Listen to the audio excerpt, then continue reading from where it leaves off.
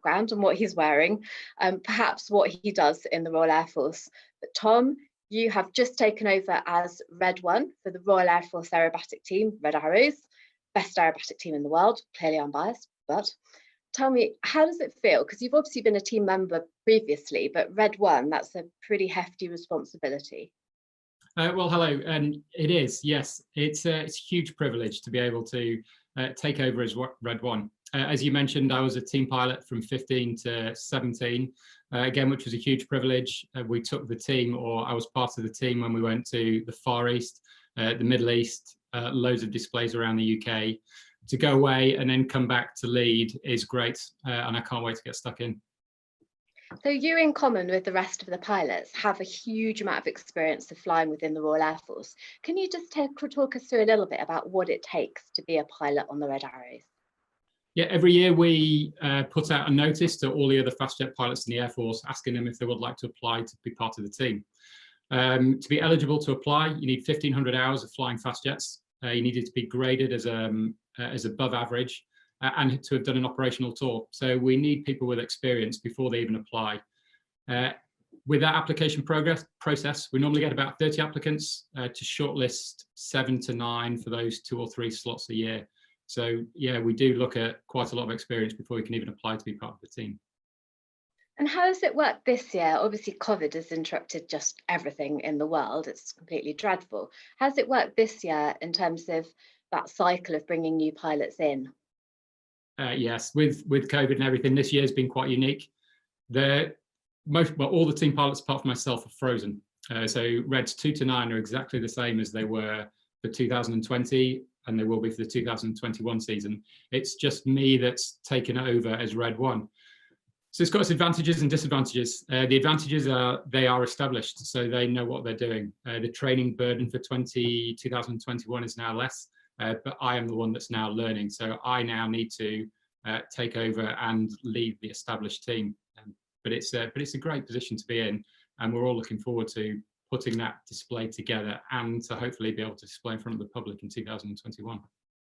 Tom, tell me, how is it different, your day-to-day life now as a Red 1, as team leader, compared with when you were previously on the team as one of the team pilots?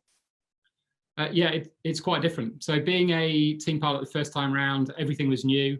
I didn't know what to expect. I went through that training process to get to our public display authority and then display in front of the public. This time coming back as a team leader, I know what to expect, but it's different again because I am now the person that's stood up at the front. I'm training the guys, and they will hopefully follow me and do what I say. So it's great in some respect because I know what that process is about, but it's very different now being ahead of it and leading it as opposed to following as I was before. And it is a massive team effort. I remember a previous warrant officer on the Red Arrows, his catchphrase about the pilots, in a very respectful way, of course, was he used to describe them as the twin-winged master race. And of course, you're the front end, you're everything that the public sees when the aircraft are displaying. But it takes a huge team behind the scenes, doesn't it, of equally expert people to get the aircraft in the air. Can you tell us a little bit about how that all works? Yeah, absolutely. As you said, everyone just sees those 9 red jets in the air, but it's everything else that goes on behind the scenes in order to make that happen. And it's a monumental team effort to make that work. So we've got the 9 pilots, we've got all the engineers which have to service the aircraft, and they do a brilliant job throughout the winter and the summer to get us those 9 jets, and they work tirelessly for that. But it's not just about the engineers as well. We've got all the other support staff. So we've got the people who are looking after the red, white, and blue smoke, the people who are servicing all the equipment that we wear. We've got all our administration staff, our PR staff, all the logistics, and everyone has to do their bit in order to make that work.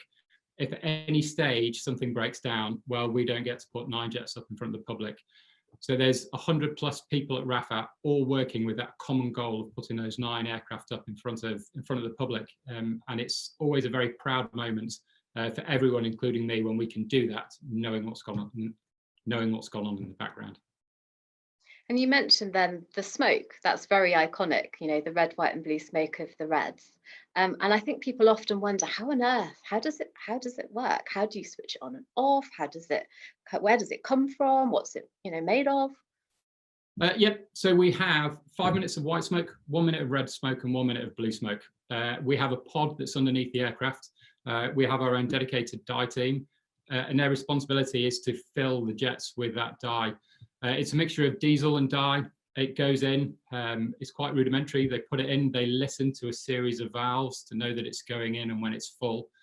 And then in the air, we have 3 buttons. And it's interesting because I remember when I was going through the first time round as a team pilot, I just come off the Typhoon. The Typhoon's got loads of dials, buttons, everything on the throttle and the stick.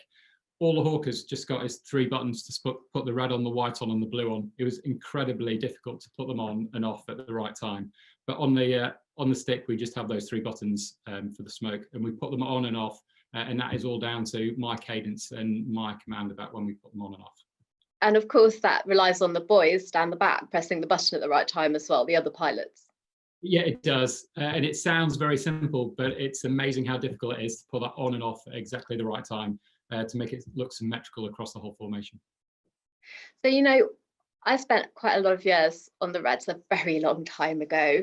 But one of the things that I was always most in awe of and frankly most proud of was the way that you evolve the perfection, and it is perfection, of the display through the brief, fly, debrief process. Was that something that came naturally to you when you first joined the team, and you know, in terms of your other RAF experience, or do you think it's something that's quite unique? I think it's something that all pilots in the military, it's a process that we go through. So that, as you mentioned, the brief, the execute and the debrief part of it is something in our psyche and something that we have evolved and we're used to as military pilots. We just refine it a little bit on the Red Arrows. So that brief portion of it is smaller, but everyone's looking back at their previous flight, all their mistakes. We'll rehearse it, mentally rehearse it, figure out what went wrong, why it went wrong, how can I make it better. We'll go through all that. We'll then go and execute that. But that same process that they've gone through in the brief, I want them to go through it in the air as well. So when they see something that goes wrong in the air, I would like them very quickly, in order to A, understand that it's gone wrong, B, what went wrong, and C, put it right there and then. If we can go through that process in the air, then it's great. We can jump ahead very quickly. But then in the debrief is the most important part. I look to those team pilots before we sit down in the debrief, because I would like them to have an understanding of what's happened before we then watch it on an HD TV. And we will watch it and we will then go through that exact process of figuring out what went wrong, why it went wrong, and how we can make it better. We do that, we compact it all, and we do that 3 times a day in order to then keep improving.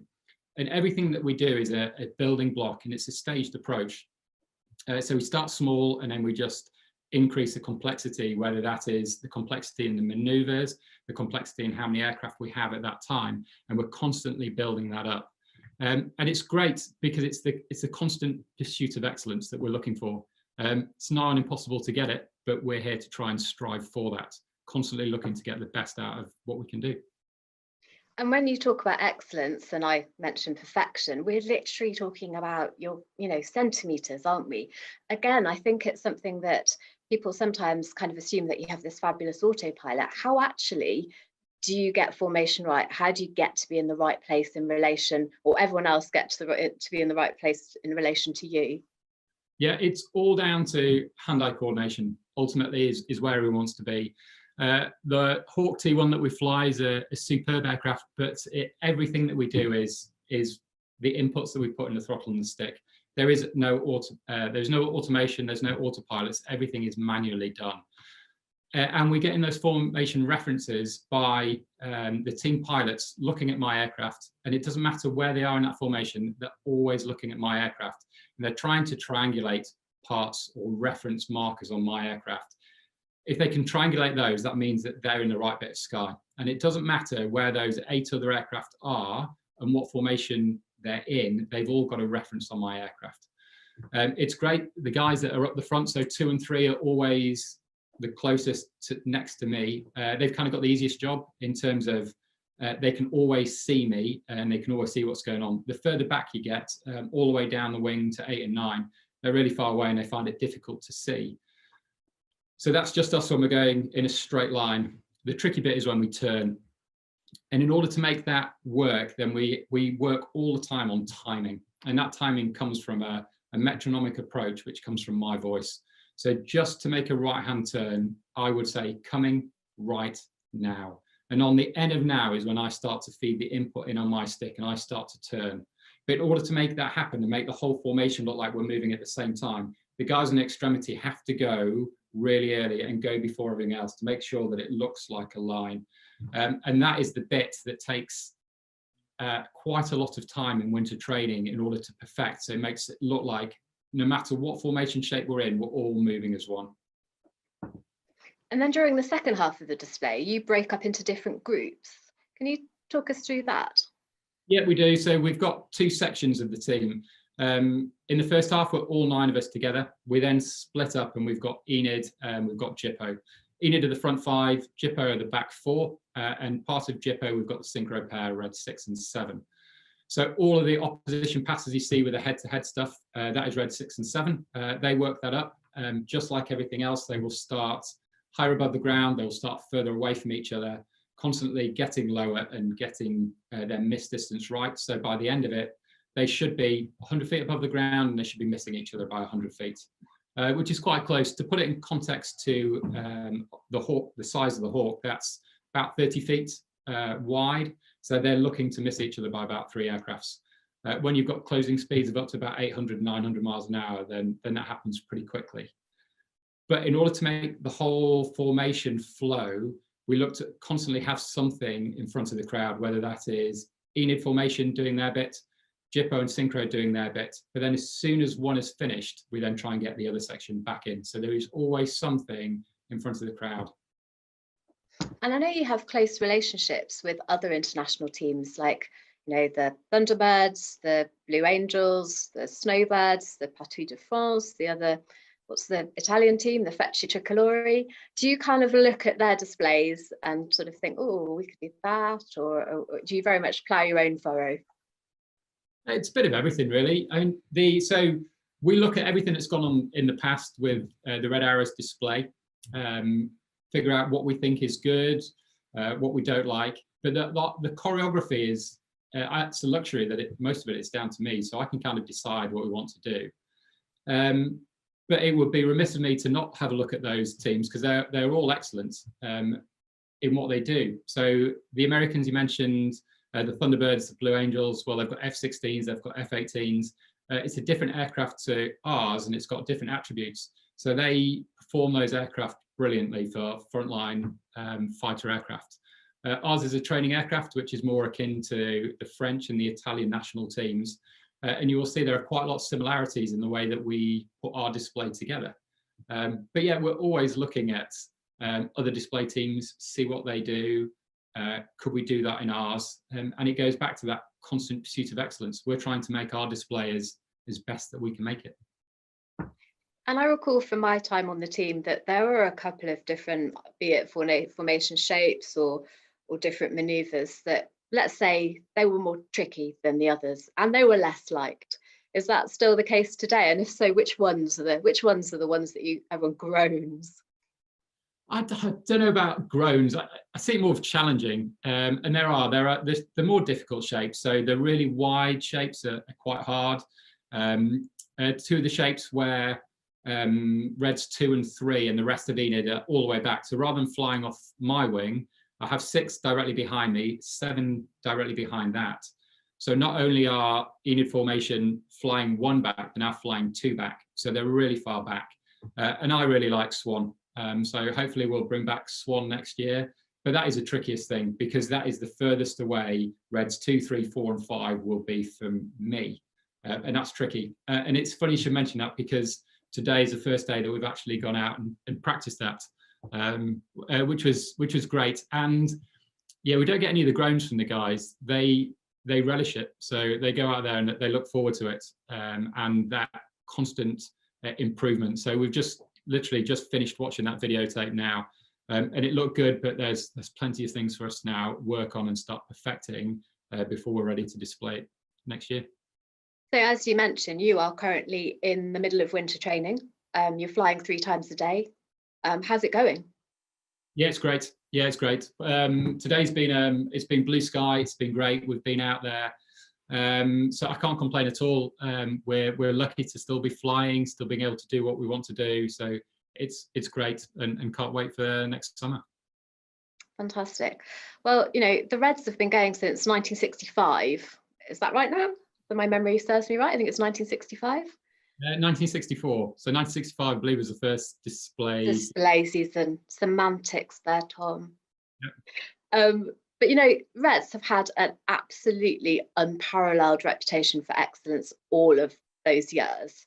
And do you feel it? Do you feel that responsibility? Do you feel that burden of keeping those standards up? Because you know, the Reds have a very special place in the not just the heart of the British public, but you know, across the world.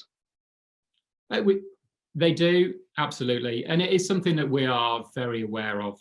The reputation that all the team members have forged to where we are now, they've done an incredible job. So it is our responsibility to maintain that reputation and try and build on it when we can. Yes, we definitely feel it, but again, it's something that we relish. The Red Arrows are famous.